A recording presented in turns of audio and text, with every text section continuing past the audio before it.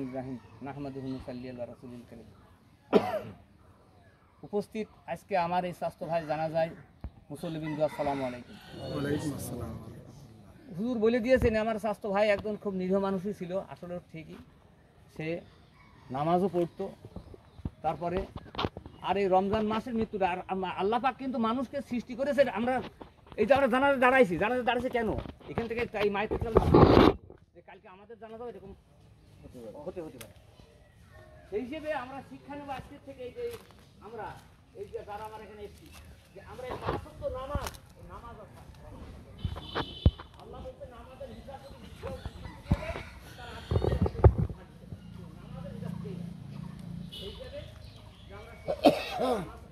সবাই আমরা একটু অদাবদ্ধ থাকবো, আমরা পাঁচ ওয়াক্ত নামাজ পড়বো আর এই মায়ের জন্য আমরা দোয়া করবো সবাই যেন আল্লাহ তার জান্নাতবাসী করে। এই বলে আমার সম্মানিত উপস্থিতি, যেহেতু রমজান মাস আমরা সময় বেশি নিব না, অল্প সময়ের ভিতরে জানাজা শুরু করব। তো এই পর্যায়ে আপনাদের সামনে সংক্ষিপ্ত আলোচনা করছে জনাব মাওলানা শাহ ইনামুল হক। আসসালামু আলাইকুম ওয়া রাহমাতুল্লাহি ওয়া বারাকাতুহু। চায় না মনে বিদায় নিতে, তবু নিতে হয়। বিদায় পথের যাত্রী হয়েই মোরা এসেছি ধরায়। এ হাম সব মুসাফির হয়, কবর আখির ঠিকানা। कोई आगे रवाना है, कोई पीछे रवाना। इदा जाअ अजलुहुम ला यस्तअखिरुना साअतन ওয়ালা ইস্তাকদিমুন। সম্মানিত উপস্থিতি, সম্মানিত হাজিরিন, আজকে আমরা রমজানুল মুবারকের সপ্তম রমজানে একটি জানাজার উদ্দেশ্য করে দাঁড়িয়েছি। যে জানাজার পালকির বাহন হলো আমার দুলাভাই জনাব বকুর সর্দার। উনি কেমন মানুষ ছিলেন এটা তো আপনাদের কাছে অনেকে বর্ণনা করেছেন। যাওয়া আসার পথে প্রতিদিনই দেখা হতো, গতকালকে না হলো গত পরশু সম্ভবত দেখা হয়েছে। মোটর সাইকেলে যাওয়া আসা করি তো কথা হয় না, কিন্তু এছাড়াও সালাম বিনিময় হয়, ভালো মন্দ দীর্ঘদিনের এই মানুষ ছিলেন। আপনি ছিলেন, আমি দেখিনি তার থেকে বড়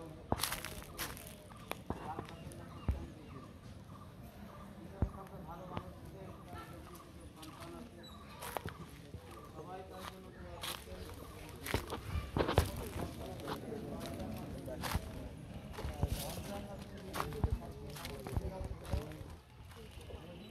গুণাগারও হয়, তার কবরে আযাব মাফ। তবে এই ধারাবাহিকতা ধরে রাখাটাই হলো আমাদের জন্য কর্তব্য, তার জন্য বিশেষ করে তার সন্তানরা যদি এই কবরের আযাব বন্ধ ধরে রাখতে পারেন, অর্থাৎ সন্তানের আমলের কারণেই বাবা মার কবরের আযাব, সন্তানের আমলের কারণেই বাবা মার কবরের আযাব মুক্ত থাকা, শান্তিতে থাকা, এটা একটা বিশাল একটা ব্যাপার। রমজান মাসে যেহেতু তার মৃত্যু হয়েছে, নিশ্চয়ই আল্লাহ তার জিন্দগিকে পছন্দ করেছেন। যে কোনো একটা ওসিলায় আল্লাহ মাফ করবেন। এই মাফের ধারাবাহিকতা ধরে রাখতে হবে তার আপনজনদের। যদি তার আপনজনেরা নেক আমলের মাধ্যমে তার জন্য কিছু করতে পারেন, নেক আমল ধরে রাখতে পারেন, সেই নেক আমলের একটা পুঁজি, একটা অংশ এই কবরবাসীর কবরে পৌঁছাবে, যার মাধ্যমে আল্লাহ পাক রব্বুল আলামিন তার কবরের আযাব কিয়ামত পর্যন্ত বন্ধ করবেন।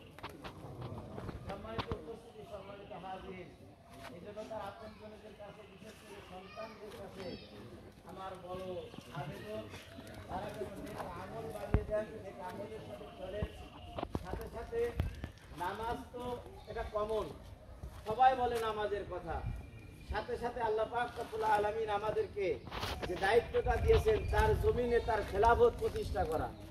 ইবাদত পাশাপাশি খেলাফত, ইবাদতের পাশাপাশি যদি খেলাফতের দায়িত্ব পালন কেউ না করে, তার মৃত্যু নিশ্চয়ই মৃত্যু হবে মুনাফিকের মৃত্যু। এজন্য নামাজের পাশাপাশি, ইবাদতের পাশাপাশি খেলাফতের প্রতিষ্ঠার চেষ্টা করা, সকলের প্রতি এই আবেদন। আর শোক সন্তপ্ত পরিবারের প্রতি আমি সমবেদনা জানাচ্ছি। আল্লাহ পাক রব্বুল আলামিন তাদেরকে সবরে জামিল ইখতিয়ার করার তৌফিক দান করেন। মরহুমের আখেরি সফরকে আল্লাহ পাক রব্বুল আলামিন সুখময় করুন, সকল বলি আমিন। তার জন্য দোয়া করি আল্লাহ পাক রব্বুল আলামিন যেমন রমজানে পছন্দ করেছেন, তার জন্য যেন জান্নাতুল ফেরদাউসের মেহমান হিসেবে তাকে কবুল করেন। আসসালামু আলাইকুম ওয়া রাহমাতুল্লাহি ওয়া বারাকাতুহু। আমাদের উপস্থিতি হযরত নূহ আলাইহিস সালাম তার উম্মতদের সামনে বর্ণনা করছেন যে এমন একটা যুগ আসবে যে মানুষের হায়াত থাকবে এতটুকু, অল্প হায়াত, 50-60 বছর। এক বৃদ্ধা মহিলা এসে শুনে বলছে, হুজুর ওই সময়কার মানুষ কি বাড়িঘর করবে, তারা কি সংসার করবে, বিয়ে শাদী করবে?